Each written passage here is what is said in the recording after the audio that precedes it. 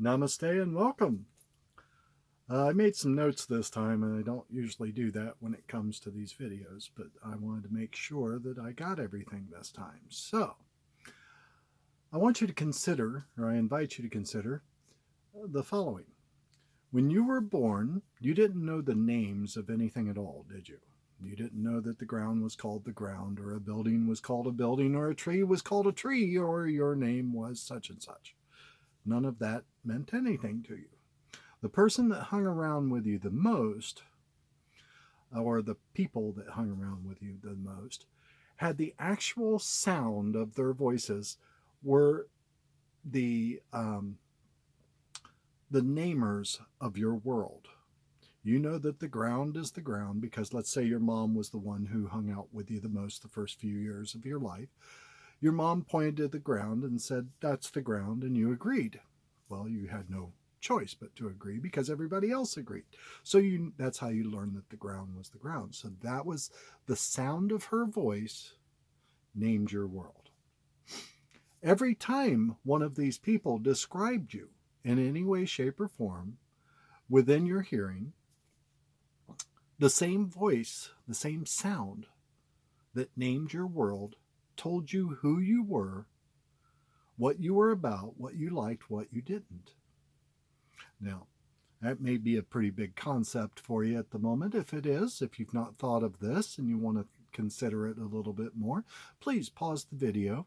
I do have a more in-depth video about that particular topic in my on my channel. That's not the point of this particular conversation, though. All right. So there's one thing. The second thing, now, as far as you know, has there ever been another you anywhere in this universe? I mean, you particularly, in the body that you presently inhabit, with the family that you have, and so on and so forth. Is there another one of you anywhere in the world? And not, if you're a twin or a quadruplet or something like that, this applies to you too, because your twin ain't you, right? Your twin is just somebody that looks like you, but it's not you. So, in your understanding, is there another you anywhere in the universe? I'm going to assume that you said no, because I can't logically think of any reason why you would say yes. You are the only you that's ever existed. Your spirit might have been in another body at some point or something like that, but that's not you. And that's probably not how you experience your life. If it is the way you experience your life, then this conversation isn't the conversation I would be having with you given the opportunity. So, since you are the only you that has ever been, who can tell you who you are? Who can tell you with authority how you're supposed to be? Again, I have another video in my series here, or in my channel, that discusses this topic more fully. But for the purposes of what this particular video is all about, which I'll get to in just a moment, follow along, if you will. Is there any possible way that anybody can tell you who you are, considering the fact that you are the one-of-a-kind, only original you in this entire universe? Your parents couldn't tell you who you are because they've never seen you before. They just hung out with you, and after they told you you like yellow, then you like yellow, or something like that. Again, this is another pretty big topic, so if this is a new topic to you, I suggest that you pause the video and maybe go check out the other video, or can at least consider this a little bit, because anytime one of these people who spent most of their time with you when you were very small, they not only named your world, but they described you, that same voice described you to other people, so you knew who you were based on what they said. You had no ability, you had never been taught that, hey, wait a minute, maybe these people don't know who I am. Maybe I'm in here and they're out there and they can't see in here. Which, by the way, leads to the reason of the topic of this particular discussion. So a few weeks ago, I had an idea that just popped up, and it was a thought that just kind of drifted by. And it seemed interesting to me, so I took it and I turned it around and looked at it from a bunch of different angles. And I've been studying it for the last several weeks, and so far I haven't been able to find any flaws, which doesn't mean to say that there isn't one, but just means to say that with all of my discussions with other people and study, I've not been able to find a flaw. So if you find one, please leave a comment down below so that I can investigate it. So here's the topic, or here's the subject. Now imagine, when we're born, we are born into our own singular room. This room, nobody else can come into. It's completely invulnerable to any and all attack. Now, I know this doesn't sound really honest, considering the fact that there's murderers out there and this and that and the other that can happen to us. But what I mean by, and no, I wasn't going like this because of the murderers. I was going like that because I'm just agreeing that yes, there are these arguments. But, so here's the deal. That sounds strangely political. But here's the topic. I'm kind of excited about this, as you might be able to tell, especially if you've watched some of my other videos. So you're born into a room that only you can enter. Nobody else can come into your room at all. Nobody ever. The room has walls built of time. Now, I'm going to speak of myself and my own experience in this particular subject. Please apply it to you because it's probably true with you too. I have spent, well, maybe not the length of time, but I'm 57 years old. I have spent every day, 57 years, 24/7, with me. I am the only one who has spent that much time with me. Nobody else has. Nobody else could. My own mother can't. A significant other, had I one here, even if they were living in the RV with me, could not spend all of their time with me in my room with walls built of time. Now, so somebody, if I do something that, let's say is antisocial, I kill somebody or I steal something or something that harms another being, somebody may be able to take my physical body and confine it somewhere. But inside, I am still in my own room. I know what the contents of my room is. Nobody else in the world ever does. If I think that there is a God, a creator God out there somewhere who's paying attention to my thoughts, well, I'm deciding that from inside my own room based on the information that has come to me while I'm sitting in my room. Right? Does this make sense? You following? So, now sometimes I do some weird things. I'm joking. No, I don't. I never do anything weird. Seriously, honest to God. It may sound like I'm joking, but honest to God, I never, ever do anything weird. Here's why. And neither do you, for that matter. Here's the reason why. I can say that with honesty. I have spent all of this time with me. I have all this information that I have gathered over my lifetime, and every act I do makes sense to me. It may not make sense to you. It may not make sense for somebody else down the road, but it makes sense to me. So it's not weird, except for maybe to you. But then again, you don't have the information that I have inside my room. You're working with a different set of variables. So therefore, my actions may not fit your variables to your problem, but that's okay. You're not trying to figure out my answer. You're trying to figure out your own problem, right? Does this make sense? It's kind of like a math problem. Let's say that I come up with the answer to 7, but you're trying to add 27 and 4. right? My answer of 7 definitely does not match your 27 and 4, right? So therefore, you may look at my answer and say, he's wrong. No, I'm just working on my problem. You're working on yours.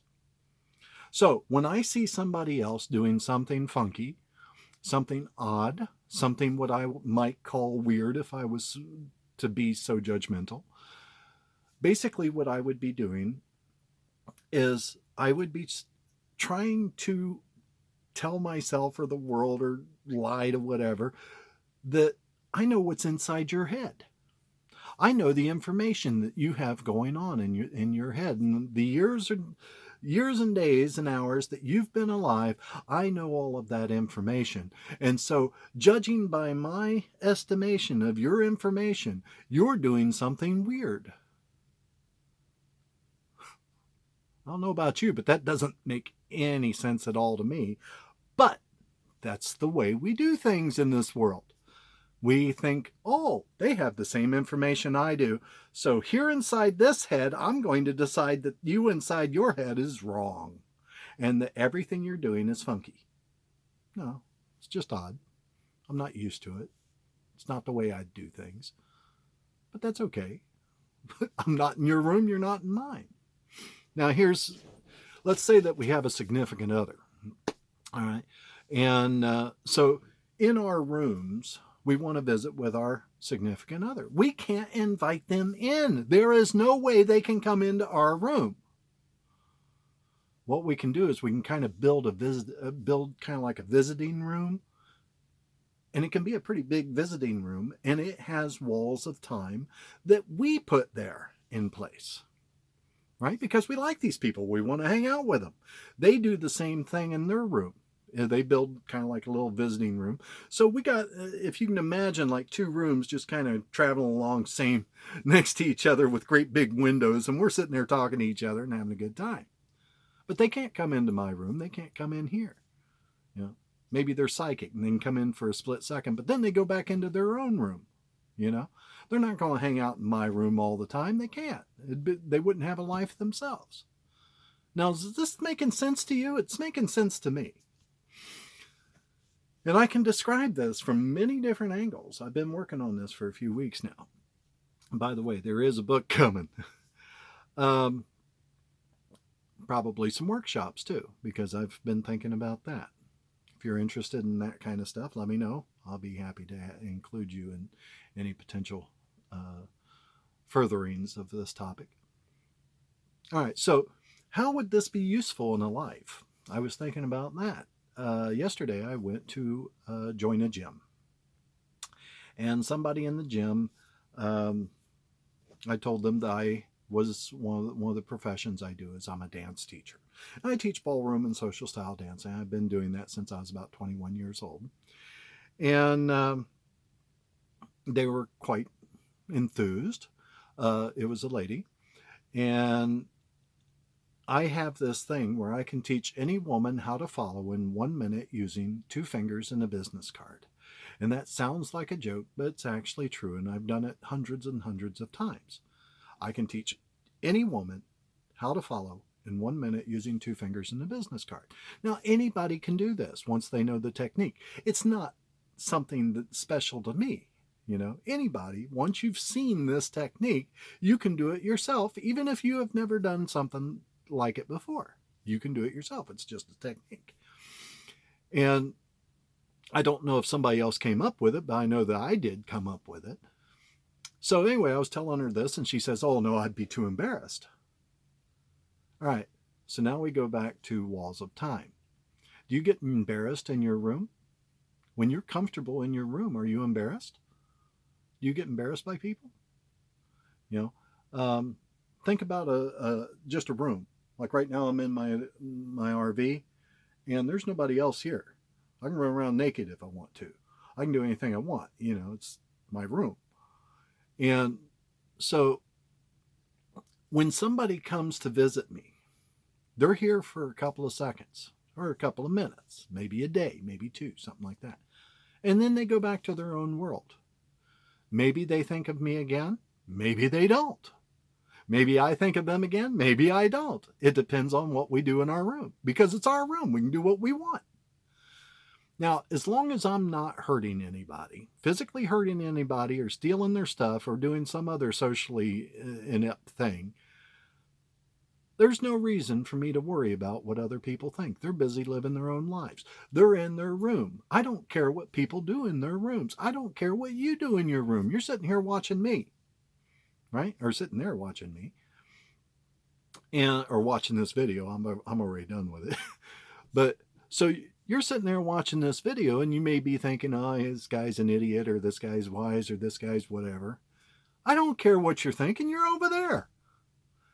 I can't tell what you're thinking unless you write something down below, and then I can kind of tell what you thought at one moment when you wrote it down.